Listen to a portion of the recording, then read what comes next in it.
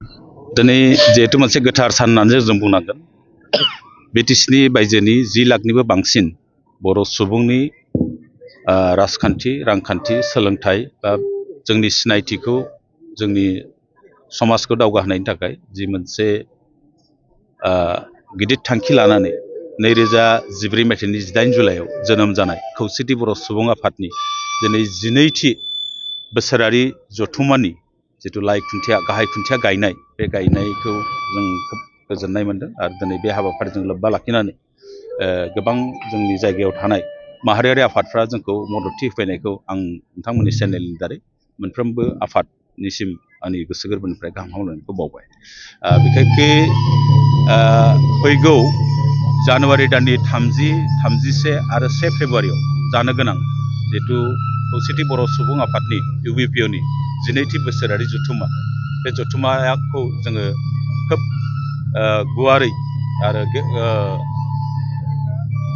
खुंनो सानदों आरो बेयाव जोंना गुबुन गुबुन रायजोनिफ्राय बेयाव मानसि फैगोन जोंनि आसामल' नङा जेरै खौसेथि बर' सुबुं आफादा बिटिसिनि बायजोआव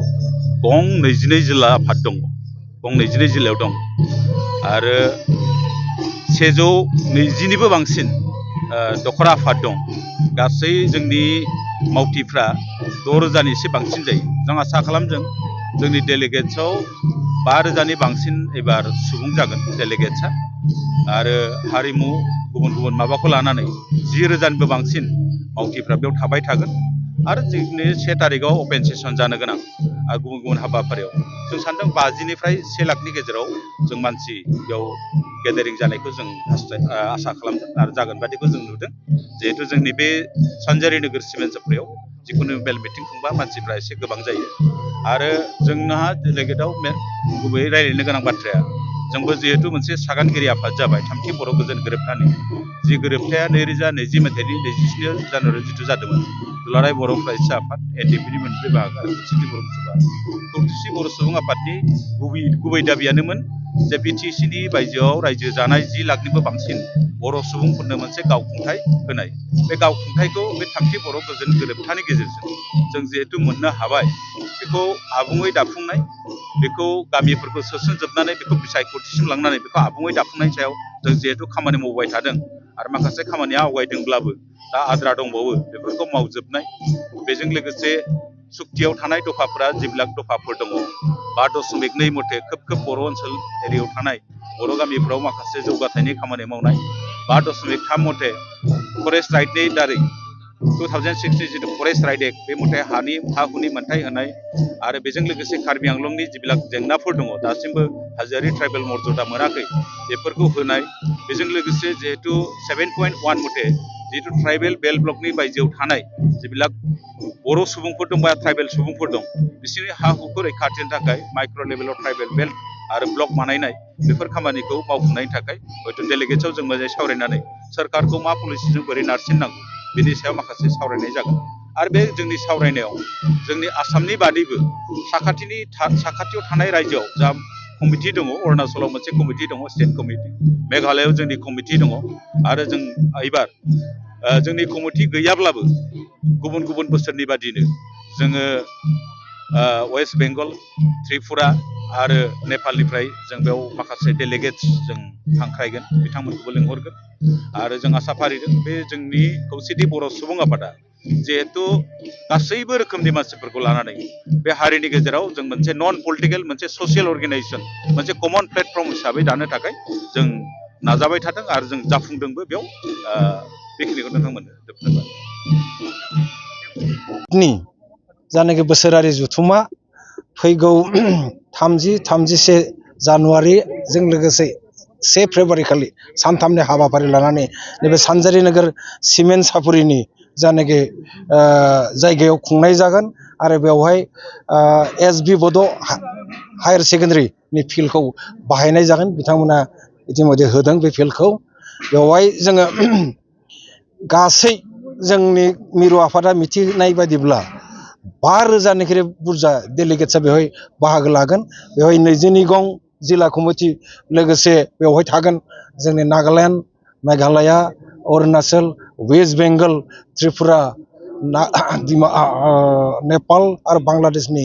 डेलिगेट्स एबा रिप्रेजेन्टेटिभ थागोन बेफोरखौ नायनानै 5,000निख्रुइबो बुरजा जानोबो हागौ। बेजों लोगोसे जोंनि जायनाखि माहारियारि आफादफोर लोगोसे बर'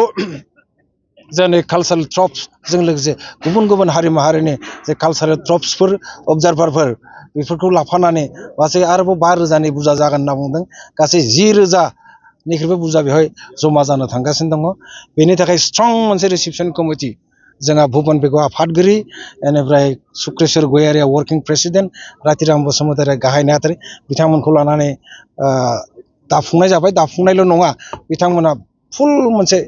स्पिरिटजों खामानि मावगासिनो दङ। बे खौसेथि बर' सुबुं आफादनि बोसोरारि जथुम्माया बे हालामाव जन्म जादोंमोन। बेवहाय जन्म जादोंमोन 2014 मायथाइनि 17-18 जुलाइ खालि बे जोनोम जादोंमोन। बेनिफ्राय 2018 2018आव मा होनगोन बेखौ